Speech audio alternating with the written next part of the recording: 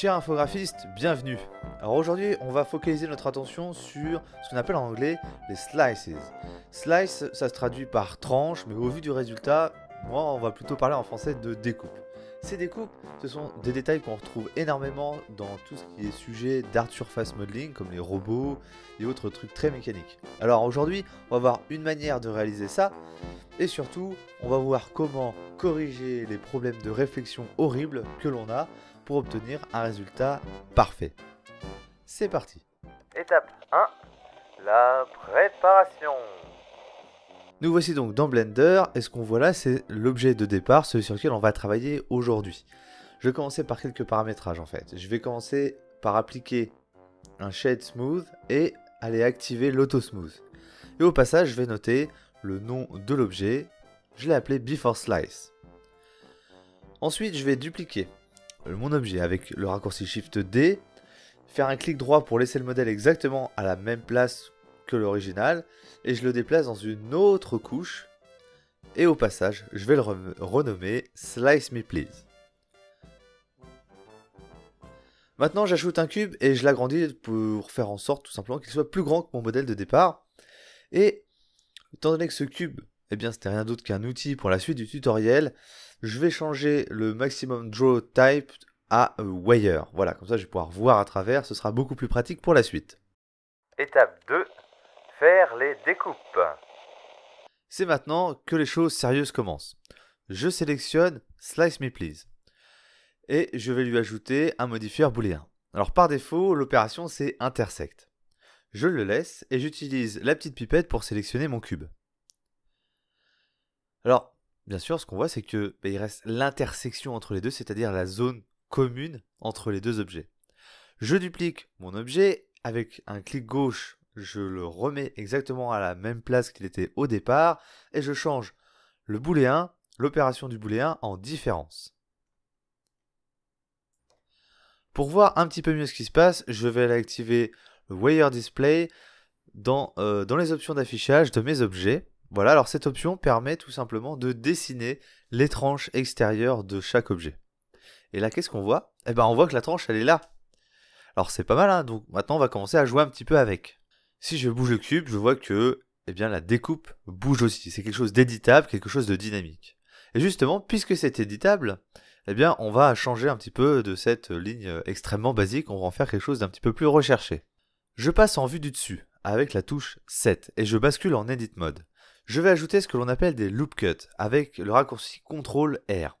Avec la molette de la souris, je vais passer, comme ça, augmenter à 4 loops. 4 loop cuts, c'est très bien pour moi. Je vais faire un clic droit et un clic gauche pour garder toutes ces lignes exactement au centre. Avec la touche S et Y, je vais faire un scale, donc je vais pouvoir jouer sur l'écart entre mes lignes et je vais les rapprocher comme ça. Je passe en Face Select Mode, donc c'est-à-dire pouvoir sélectionner les faces. Je sélectionne cette face-là justement et je la bouge sur l'axe X avec G et X pour obtenir cette nouvelle forme. Et là, eh ben, on voit qu'on a une nouvelle découpe. Continuons et faisons encore mieux. On va ajouter un Bevel Modifier, donc un modifieur Bevel, et on va jouer avec la paramètre pour obtenir eh bien voilà, une ligne bien courbe, quelque chose d'assez sympathique, de plus réaliste, puisqu'on sait très bien qu'en réalité, rien dans la réalité n'est un angle parfaitement pointu. On rajoute un dernier effet bien sympathique, c'est un mirror. Donc on va ajouter un effet miroir sur mon objet qui sert à réaliser la découpe, et je le fais sur l'axe X par rapport à mon objet du centre, et on voit que, bam, et bien de l'autre côté, j'obtiens exactement la même chose, ça me fait quelque chose, un objet symétrique, et donc c'est hyper agréable, ça fait tout de suite très technique. Alors on peut continuer comme ça à bouger nos objets et à éditer nos découpes, et puis quand on est satisfait de leur emplacement, de leur forme, eh bien on peut passer à la partie suivante. Étape 3, créer les bivelles et corriger les réflexions. Je cache l'objet qui a permis de réaliser les découpes, je sélectionne tout le restant, et avec la touche espace, je vais chercher la fonction Convert To. Et là, dans le petit menu, je choisis Mesh From. Et cette opération va avoir pour effet d'appliquer tous les modifieurs. Toujours avec mes objets sélectionnés, j'appuie sur la touche CTRL et J pour toutes les fusionner en un seul et même objet. Maintenant, nous allons ajouter notre bevel, c'est-à-dire les bords arrondis. Alors, sur les découpes, bien sûr, que nous venons de créer, mais pas seulement. Et également sur toutes les arêtes dures du modèle, puisqu'en effet, ce bevel va être la touche finale de mon modèle. Alors pour les sélectionner, je passe en Edit Mode, je sélectionne quelques edges comme ça, quelques arêtes, différents angles sur lesquels je souhaiterais rajouter ce fameux bevel. Et là, je vais faire Shift G pour ouvrir un menu qui s'appelle Select Similar. Et je vais choisir Face Angles. Ça va me permettre de sélectionner sur tout mon modèle toutes les arêtes qui ont le même angle que celles que j'ai sélectionnées juste avant. Alors je peux, avec la touche F6, faire afficher un nouveau menu qui me permettra d'ajuster l'écart, la tolérance que je laisse à la sélection de ces angles. Ok, alors maintenant, faites très attention à ce qui va suivre. On ajoute nos bevels avec le raccourci CTRL B.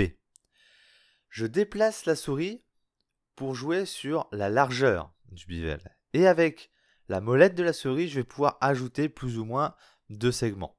Alors dans mon cas, ici, je vais mettre 6 segments. Passez en sélection de face et appuyez sur CTRL et I.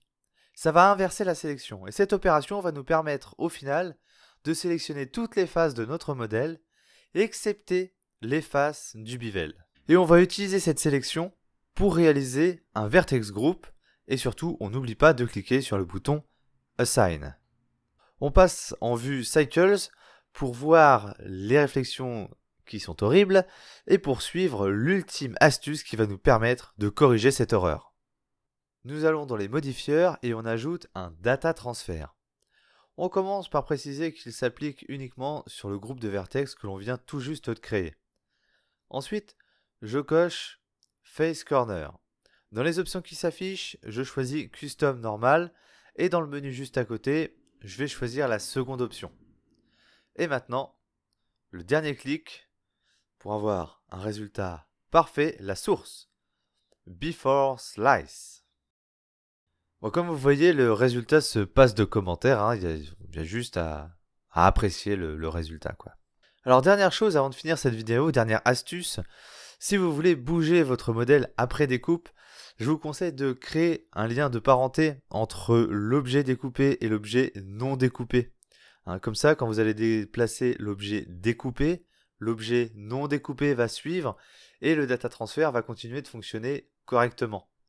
Alors vous verrez quand vous n'activez pas Cycles, vous pouvez avoir quelques artefacts qui traînent, mais dès que vous passez en rendu, il n'y a plus aucun artefact et ça fonctionne impeccable. Et bien voilà, mission réussie, une corde de plus à notre arc sous Blender avec cet épisode Discovery of Technique. Aidez nos autres amis francophones utilisateurs de Blender en partageant et en likant cette vidéo. Aidez-vous vous-même dans le futur en ne ratant rien en vous abonnant. Je vous laisse, je vous dis à la prochaine et n'oublions pas, on se lasse de tout, sauf d'apprendre. Bye bye.